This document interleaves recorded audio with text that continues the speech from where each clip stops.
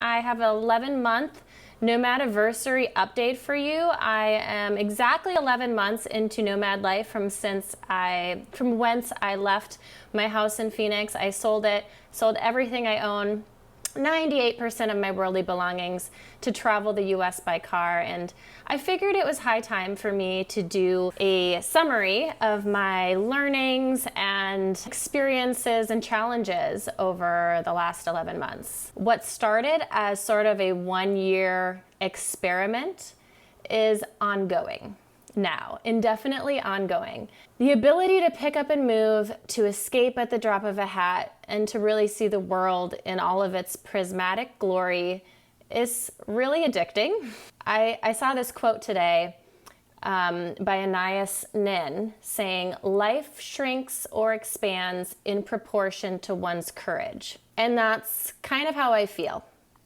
I feel like my life is just so rich and joyful and indulgent in a way that I don't really understand, because I don't feel like I'm overindulging. I feel like I'm just living my life to a maximum potential, and I'm loving it. I really am. Just can't see an end to this.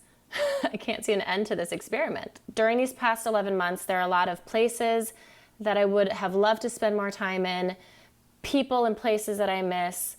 I feel like I've barely scratched the surface. And then I hear this siren song to the next place.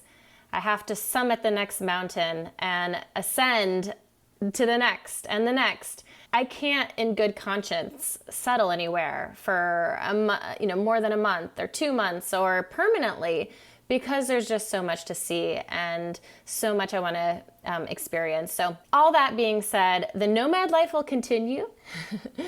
If you're not sick of it yet, I will continue, but I'll take it a little more slowly. Maybe instead of a few weeks, a few months, and maybe outside of the country if I can. So we shall see. After the nomad life, if anything, I could see myself as seasonal residences. I'm a little bit leery of home ownership. I've been a homeowner. I've done that, been there, done that, financing, interest, furniture, renovations, utilities, real estate taxes. And honestly, we can argue about investments and inflation proofing and all of those things. But I think outside of dollars and cents, there's this emotional aspect to it. It's a peace of mind decision. And I really didn't want to bother with that. And I didn't want that weight and that responsibility. And I still don't want that weight and responsibility. Where I'm at right now, I am loving that rent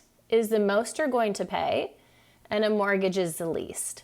I also have talked about budgeting with you guys before, so I want to talk about budgeting for the nomad life, but I want to give you some hard numbers, and I've not done this before. I actually went ahead and looked at my average spending, traditional life, back in the house and the bills and all of that, versus nomad life. And so I compared 6 months in 2020 and 6 months in 2021, and I was shocked, guys. Drum roll, please.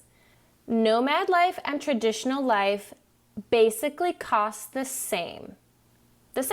6 months, and if you want numbers, 6 months of traditional life cost me $25,700.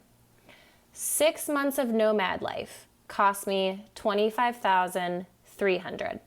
It's not a lot, it's not a little. So at this rate, I'm looking at overall spending of $50K a year to live the way that I do. I want to know, do you think that's a lot or do you think that's a little? Curious. Of course, it is safe to say that my spending categories are wildly different between those two time periods. Utilities, household bills, and now travel and transportation. So my budgets have all kind of shifted, making sure that I'm not overspending, because obviously I didn't want to live above my means. Another thing important to note, my income is lower in 2021 because I no longer have rental income from renting out my house. So while overall spending is basically equal, my total income is down. So I guess you just have to call that the cost of living your dream. I also told you guys I was going to talk about remote work. The challenges of remote work, navigating time zones, feeling like you're always on, and basically always being on because a lot of your colleagues don't realize that you're in a different time zone. I have to say I've been working mostly remote even before the pandemic, and now obviously for the past 11 months. And during that time, the full time span, my performance has not suffered, and that's my bosses talking. So I really think remote work, remote jobs, they're the way of the future. If your job can be done that way, I think pursue it. It is within your grasp. I definitely don't want to be grinding away forever. An early retirement is the goal. And one day I will get there, so I hope you guys stick around for that. Stick with me until the early retirement. Love and dating. Love and dating. In 11 months of periodically dating through the nomad life, I have had my fair share of love interests. And I have to admit, at first, all the false starts were very frustrating at first. I know my nomad status makes me a little bit of a wild card. No one should fault anyone who is honest, who knows what they want, is honest about that, what he or she is looking for.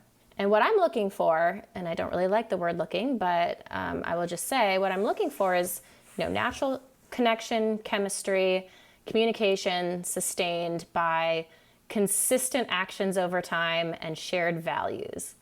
Again, I'm not really looking because I feel very fulfilled in my life.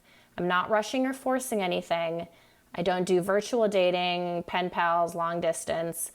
If I was interested in any of that, I wouldn't have left Phoenix. I'm exploring the U.S. and then also exploring the dating scene while I am there. The men that are there.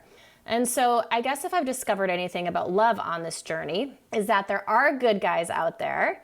They're not all bad, and vice versa, right? I've met some good people. I've spent time with them. It does make me feel very hopeful for, the future and perhaps a relationship that could eventually develop. And while I believe that what's meant to be will be, and you can't force anything to come to be, I also know that dating, courting, pursuit, connection, whatever you want to call it, it must be done intentionally. Passive or lazy gets us nowhere, and there is no future in long distance. The world is small. If I meet somebody, if we feel strongly about each other, if we want to see each other again, he and I will make that happen. Intention. Speaking of getting to know myself and being true to myself, more than ever before, I'm thinking for myself, I'm putting myself first. I'm acting on my needs and wants and, using my voice.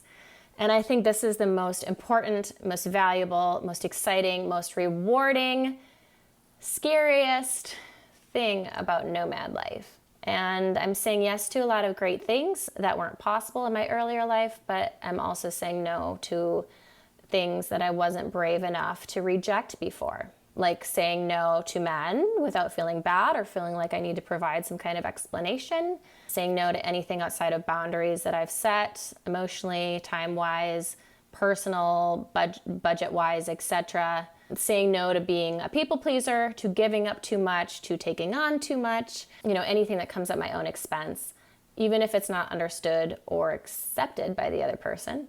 And basically, I don't owe anybody anything. Nobody is entitled to my time and my energy and my body or an explanation, period. A lot of times we get sucked into the expectations of others, and I'm not doing that anymore. It's really been a journey in itself.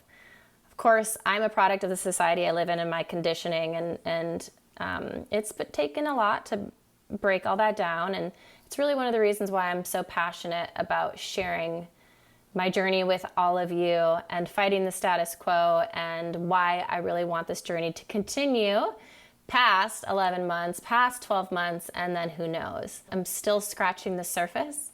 There's so much growth that's still yet to come, and I really can't appreciate your support enough. I have a request. So I love being able to share my thoughts and challenges and adventures with you, And if you like any of my content, comment and like and share and spread the word, because I do want to reach more people and be a motivator of positive change, taking your life into your own hands and being courageous. Like and subscribe. Love you.